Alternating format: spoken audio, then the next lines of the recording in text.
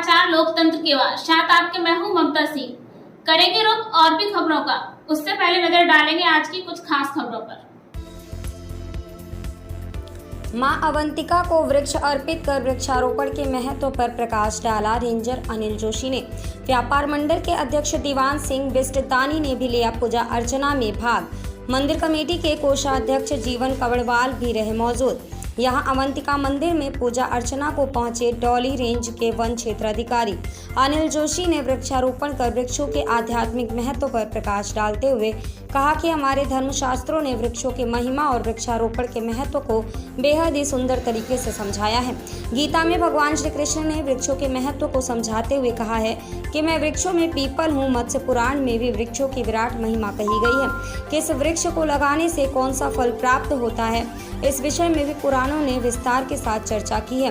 वृक्षों की महिमा का अद्भुत बखान करते हुए कहा गया है कि 10 कुओं के बराबर एक बावड़ी, 10 बावड़ियों के बराबर एक तालाब और 10 तालाबों के बराबर एक पुत्र और 10 पुत्रों के बराबर एक वृक्ष होता है। कहीं कहीं तो एक वृक्ष 100 पुत्रों के समान कहा गया है। श्री जोशी ने बताया कि स्कंद पुराण, भविष्य पुराण में विभिन्न वृक्षों को लगाने और उनका पोषण करने के बारे में सुंदर वर्णन करते हुए लिखा गया है कि जो व्यक्ति छायादार फूल और फल देने वाले वृक्षों का रोपण करता है, यात्रा पथ और विभिन्न देवालयों के मार्ग में और देव मंदिरों में वृक्षों को लगाता है, वह अपने पितरों को दिव्यलोक में परम वैभव प्रदान करता है और पितृजनों को बड़े बड़े पापों से तारता है और रोपण करता इस मनुष्य लोक जीवन का आनंद प्राप्त करते हुए मुक्ति का भागी बनता है। विभिन्न पुराणों के अनुसार वृक्ष लगाना अत्यंत पुण्यदायक और शुभदायक है। सनातन धर्म में वृक्षों को देव स्वरूप मानकर इनकी पूजा अर्चना की जाती है। हमारे देश के महान ऋषि मुनियों ने विराट वृक्षों के नीचे ही बैठकर आत्मिक शांति ज्ञान को प्राप्त कर संसार को वृक्षों की महिमा का अलौकिक का संदेश दिया।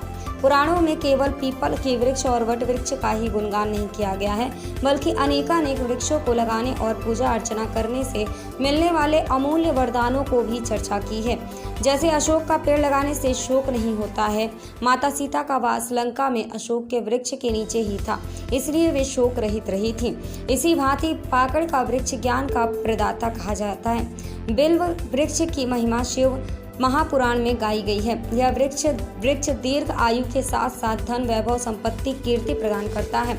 जामुन का वृक्ष धनाढ्य जीवन प्रदान करता है। तेंदु का वृक्ष कुल वृद्धि में सहायक कहा गया है। अनार का वृक्ष स्त्री सुख प्राप्त कराता है। बकुल पाप नाशक, वट वृक्ष मोद प्रद, आम व्रत वृक्ष अभिष्ट कामना पद और गुवारी सुपारी वृक्ष सिद्धि प्रद है। वल्लल, मधुक और अर्जुन वृक्ष सब प्रकार के अन्न प्रदान करता है। कदम्ब वृक्ष से अचल लक्ष्मी की प्राप्ति होती है।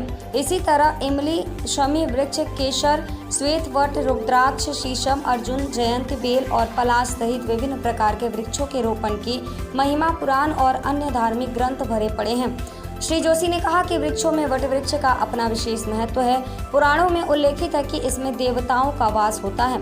इस वृक्ष की पूजा अर्चना करने से सती सावित्री ने अपने मृत पति को यमराज के फंदे से छुड़ा लाया था। पार्वती क्षेत्रों में वट वृक्ष की पूजा बहुत ही विशेष तौर तरीकों से की जाती है। इस वृक्ष की महिमा को लेकर यहाँ वट सावित्री का त्योहार बड़े ही धूमधाम के साथ मनाया जाता है। हिमालय विभाग में यह वृक्ष देव वृक्ष के नाम से पुकारा जाता है। तुलसीकृत रामायण और वाल्मीकि रामायण में वृक्षों की महिमा का बेहद ही अलौकिक और सुंदर वर्णन स्थान स्थान पर आया है। कुल मिलाकर मानव जीवन में वृक्षों की महिमा अपरंपार है। वृक्ष ही इस धरा पर जीवन का परम आधार है। इस अवसर पर व्यापार मंडल के अध्यक्ष दीवान सिंह बिष्टदानी और मां अवंतिका मंदिर कमेटी के कोषाध्यक्ष जीवन कवड़वाल, नगर के व्यवसायी पंकज गुप्ता सहित अनेकों मौजूद रहे। पूजा अर्चना का कार्यक्रम पंडित चंद्रशेखर जोशी ने संपन्न कराया। अब तक के लिए बस इतना ही। रुकेंगे एक छोटे से ब्रेक के लिए। थोड़ी देर में फिर से हाजिर होंगे ऐसी कुछ खास खबरों के साथ। तब तक के लिए नमस्कार।